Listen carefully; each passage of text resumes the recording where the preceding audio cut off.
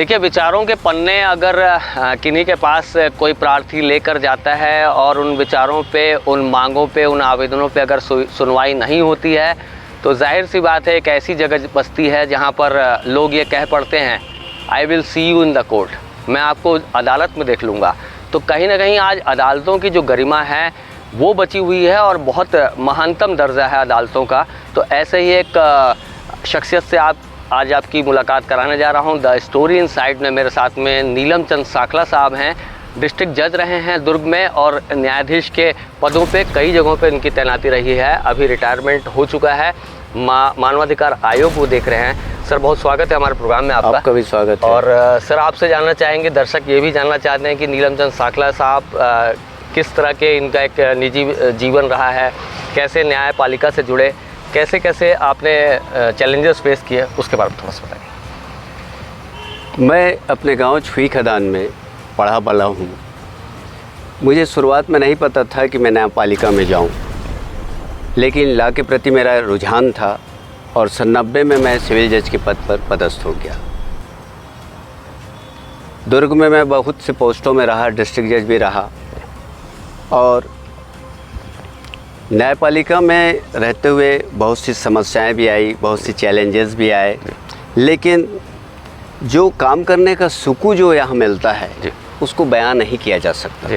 और मैंने हरदम इस कचहरी को अपनी माँ ही माना और माँ मानकर ही सेवा की, इसलिए मुझे हमेशा काम करने का सुकून मिला। मेरे सारे अच्छे लोग मुझे मिले।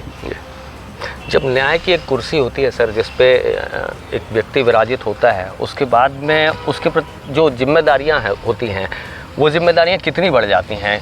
कई बार ऐसे भी फैसले लेने पड़ते हैं कि कोई जान परिचय वाला रहता है जिनको सामने फेस करना पड़ता है अपराधों के सिलसिले में या किसी भी अन्य सब्जेक्ट्स पे। उस विषय में व्यक्तिगत जुड़ाव को छोड़ते हुए न्यायपालिका और कानून की किताब, संविधान की किताब, उसको देखते हुए एक निष्पक्षीय वातावरण का निर्माण करना एक न्यायाधीश के लिए कितना चुनौतीपूर्ण होता है? ये चुनौतीपूर्ण होता है, लेकिन अगर हम अपने कर्तव्य के प्रति समर्पित हों, क्योंकि मैंने अपने गुरु से भी कहा था कि कर्म ही मेरा धर्म है, और जब हम कर्म अपने धर्म की ओर देखें और हम व्यक्तिगत रिलेशन को अलग कर दें, तो मैं नहीं समझता कि किसी भी न्यायाधीश को अपने कार्य करने में कोई भी जो उनकी रिलेशन है या कोई चीज़ उसे परेशान करेगी। और मुझे ऐसा कभी महसूस नहीं हुआ कि मैं इस कारण से अपना काम को अच्छे से नहीं कर पाया। गुरु की बात की सर, तो दर्शक ये भी जानना चाहेंगे कि आपके जो बचपन से लेके आज तक का आपके गुरु कौन रहे हैं, मार्गदर्शक कौन रहे हैं, उसके बारे में। और उनसे प्रेरणा जब लेते थे तो जाहिर सी बात है हर इंसान के ज़िंदगी में बहुत सारे लोग होते हैं जो उनको अच्छा मार्ग दिखाते हैं, लेकिन उनमें से भी कुछ दर्जों में ऊपर वरीयतम क्रम में होते हैं जिनको आदमी कभी या इंसान कभी भूल नहीं पाता। मेरी प्रथम गुरु मेरी माँ थी। उसके बाद मुझे माँ ने ही आचार्य श्री नानेज से मिलाया था और उन्होंने मुझे जीवन के बारे में बताया था। और मैंने उनसे कहा था कर्म ये धर्म है, तब वो मुस्कुराए थे। जब भी मैं वर्क करता था तो उनकी मुस्कुराहट मेरे सामने आती थी और मुझे कभी अपने पद से विचलित होने का मौका मिला ही नहीं। जिस तरह से एक न्याय की कुर्सी है सर, और जिस तरह से लोगों के न्याय मांगने की संख्या बल है, उसमें ऐसा लगता है कि जो आगे की कुछ प्रोग्रेसिव सोच और बढ़नी चाहिए, उसमें क्या जल्दी से जल्दी ताकि लोगों को न्याय मिल सके, उसके लिए कोई आपके निजी विचार हों जिनको बातें आप करना चाहें?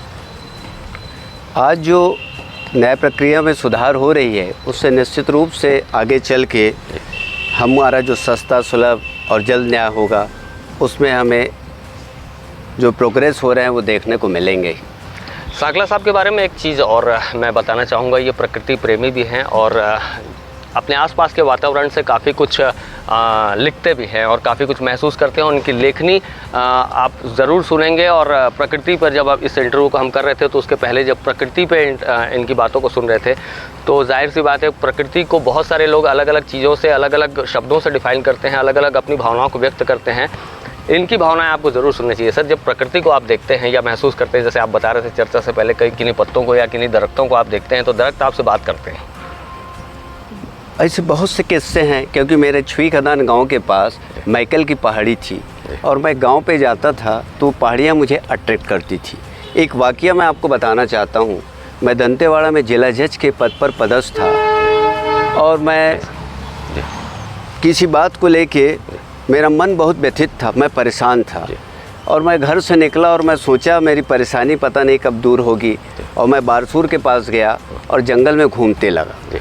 घूमते घूमते मैंने एक पेड़ को देखा, उसके पत्ते हरे देखे, खिलखिलाते देखे, कभी इंद्रावती नदी देखा, वहाँ से बच्चों को देखा और उस पेड़ को देखने के बाद मुझे पता ही नहीं चला कि मेरा मन कब प्रफुल्लित हो गया। जबकि मैं सोचा था कि मैं घर से निकलूँगा तो मालूम नहीं कब ठीक होऊंगा। तब मुझे लगा मैं समस्या लिए बैठा था और पेड़ जो है वो मेरा हल रखा था। तब पेड़ को देख के मेरी इच्छा हुई और मैं ये अपने आप को लिखने से रोक नहीं पा सका। वो लाइनें भी सर सुनना चाहेंगे। ऐ पेड़ तेरा मेरा रिश्ता क्या है, ऐ पेड़ तेरा मेरा रिश्ता क्या है, तू मुझे भाता क्यों है, तेरा हरा रंग मुझे लुभाता क्यों है। काश मैं तेरे पेड़ का एक पत्ता होता तो इस जहां में सबसे सुंदर होता, तो इस जहां में सबसे सुंदर होता। आपने कोरोना काल में देखा होगा कि ऑक्सीजन नहीं मिलने से कितनी व्यथा थी। वैसे एक दिन मैं एक पेड़ के पास से गुजर रहा था, तब उस पेड़ के एक कांटे मेरे उंगली में चुभ गई। मेरे उंगली से खून निकलने लगा, लेकिन मैंने देखा पत्ते पे बहुत से खून लगे हुए थे। थोड़ी देर बाद मैं फिर से पत्ते को देखा और उससे बात की। तब मैंने देखा कि पत्ता कुछ कहना चाह रहा है, वो व्यथित है। तो जब पत्ते को मैंने गौर से देखा तब मुझे लगा और वो मुझे जो कहा वो मैं बयां करना चाहता हूँ कि पेड़ के पत्ते ने रोक कर मुझसे कहा, पेड़ के पत्ते ने रोक कर मुझसे कहा, मैं देख लूँ जी भर उसे, मैं देख लूँ जी भर उसे, क्योंकि वो विलुप्त होने जा रहा है। पेड़ को देखो, इंसान से कितना हमदर्दी है कि वो कह रहा है कि मुझे देख ले, वो मरने जा रहा है, विलुप्त होने जा रहा है। लेकिन उसके इंसान के प्रति उसकी भावना देखिए, दर्द देखिए कि पेड़ के पत्ते ने रोक कर मुझसे कहा, मैं देख लूँ जी भर उसे, वो विलुप्त होने जा रहा है। मैं जीने का कोई नया रास्ता चुन लूँ, मैं जीने का कोई नया आधार चुन लूँ, क्योंकि मेरी विलुप्ति का डर उसे रुला रहा है, मेरी विलुप्ति का डर उसे रुला रहा है। क्योंकि पेड़ जानता है जिस दिन वो नष्ट हो गया, इंसान ऑक्सीजन कैसे लेगा, इंसान कैसे बचेगा। बात कर पाते हैं सर, बहुत से लोग और भी लोग बात कर पाते हैं। हम भी प्रकृति प्रेमी हैं, बहुत सारी खबरें हम प्रकृति के ऊपर बनाते हैं, प्रकृति के विनष्टीकरण पे बनाते हैं। लेकिन एक जो सोच है सर, जो प्रकृति को बचाए रखने की, वो सोच आज बैनर पोस्टरों में सिमट कर रह गई है। लोग कहते तो हैं कि प्रकृति को बचाना चाहिए। आप जैसे विचारक इतनी अच्छी बातें रखते हैं, जब आपसे डायरेक्ट बात करते हैं, और कई आपके जैसे लोग हैं, हमारे जैसे लोग हैं, हम भी करते हैं। लेकिन आज जो विनष्टीकरण हो रहा है सर, उसके लिए दोष किसका मानते हैं? दोषी हमारे अपनी सोच है, तो हम दोष पे ना बात करके उसका हल की बात करें। हल के बारे में तो हल पे ये कह सकते हैं कि हम दोस्त बनाना चाहते हैं ना, तो मैं अक्सर कहता हूँ, आओ एक नए दोस्त को गले लगाएं, पेड़ को अपना दोस्त बनाएं। हम पेड़ को दोस्त बनाएं, आओ पेड़ लगाने के बहाने बनाएं और बिन बहाने के भी पेड़ लगाएं। आओ पेड़ को हम अपना दोस्त बनाएं। और इंसान को इतना खुद गर्ज होना चाहिए, उसे पेड़ को नहीं, खुद को बचाने पेड़ लगाना चाहिए। इसलिए मैं कहता हूँ, इंसान को नहीं, पेड़ को नहीं, इंसान को बचाने पेड़ लगाएं। अगर ये हमारी भावना होगी तो निश्चित रूप से प्रकृति बच जाएगी। मेरा मानना है कि माँ का जो मातृत्व गुण है, वो गुण अगर इंसान पे आ गया, वो पुरुष पे, तो हमारी धरा वैसे ही सुंदर हो जाएगी जैसे वो थी। क्योंकि मैं माँ पे अक्सर माँ पे भी आप चर्चा से पहले बता रहे थे सर, जब दंतेवाड़ा में आप रहे और वहाँ माता जी का दर्शन किया, उस वक्त एक माता जी के मंदिर के सामने एक कविता सहसा निकल पड़ी थी, उसके बारे में थोड़ा सा बताइए। मेरी जब पोस्टिंग दंतेवाड़ा में हुई तब मैं थोड़ा घबराया हुआ था, लेकिन जैसे मैंने माई को देखा तब मेरे मन में आया कि काय का मैं जिला जज, और मेरे मन से ये दो लाइन उसी क्षण निकली थी। 1 अक्टूबर 2013 की बात है कि तू ही राजा तू ही रानी, तू ही दंतेवाड़ा की महारानी, मैं काय का जिला जज तेरा, मैं अदना सा धूल नीलम तेरा। ये लाइन लिखने के बाद जब मैं माई को देखा, और माई का सौभाग्य था और मैंने माई का एक टीसा लिख डाला। मैंने अपनी माँ पे भी बहुत कुछ लिखा है। सुनना चाहेंगे सर?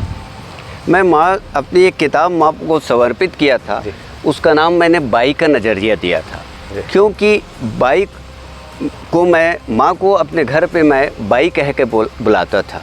और मैंने अपनी माँ से क्या चाहा, उस कविता संग्रह की यह आखिरी कविता है जो मैं सुनाना चाहूँगा कि तूने मुझे हाथ पकड़कर चलना सिखाया, तूने मुझे हाथ पकड़कर चलना सिखाया, प्रथम गुरु बनकर गुरु से मिलाया। अब बड़ा हो गया हूँ, मुझे तेरी ज़रूरत नहीं, दुनियादारी देखकर दौड़ने लगा हूँ। माँ, दुनियादारी देखकर थक गया हूँ, माँ, दुनियादारी देखकर थक गया हूँ। अब मैं कुछ पल ठहरना चाहता हूँ। माँ, मुझे अपनी गोद में लेकर, माँ, मुझे अपनी गोद में लेकर मेरी सूरत, मेरी निगाहें बदल दे। नहीं चाहिए मुझे दुनिया का नूर, माँ बस मुझे अपनी निगाहों का नज़रिया दे दे। माँ बस मुझे अपनी निगाहों का नज़रिया दे दे। हमारा सौभाग्य सर, इतनी अच्छी कविताएं और इतनी अच्छी भावनाएं सुनने को मिल रही हैं और दर्शकों तक भी ये बातें पहुंचनी चाहिए कि एक जज की कुर्सी पर विराजमान व्यक्ति और न्याय के लिए अपना जीवन पर्यंत देने वाले व्यक्ति आज भी न्याय के लिए सेवा कर रहे हैं और इतने अच्छे विचार रखते हैं। तो ये विचार जाहिर तौर पर उस वक्त भी काम आते हैं और उस वक्त भी यही अच्छी सोच जब काम आती है जब कोई फरियादी किसी अदालत पे जाता है और न्याय की गुहार लगाता है और उसको वहाँ से न्याय मिलने की पूरी आस रहती है, इसलिए लगातार वो न्याय के दरवाजे पे ही, अंतिम बार न्याय के दरवाजे पे ही जाता है और वहाँ से अपनी अपील रखता है। और उस अपील को जब इन जैसे व्यक्ति या इन जैसे सोच वाले व्यक्ति, नीलमचंद साखला जैसे सोच वाले व्यक्ति ऐसे सुनवाई करें तो जाहिर सी बात है जो न्याय पाने के रास्ते हैं वो असंभव नहीं हो सकते। सर, थोड़ा सा दर्शकों को ये भी बताना चाहूँगा कि क्योंकि एक जुडिशरी पद होता है, हमारे भी अपने दायरे हैं, उनके भी बात करने के दायरे हैं, तो उन दायरों से जाकर बाहर बात नहीं की जा सकती।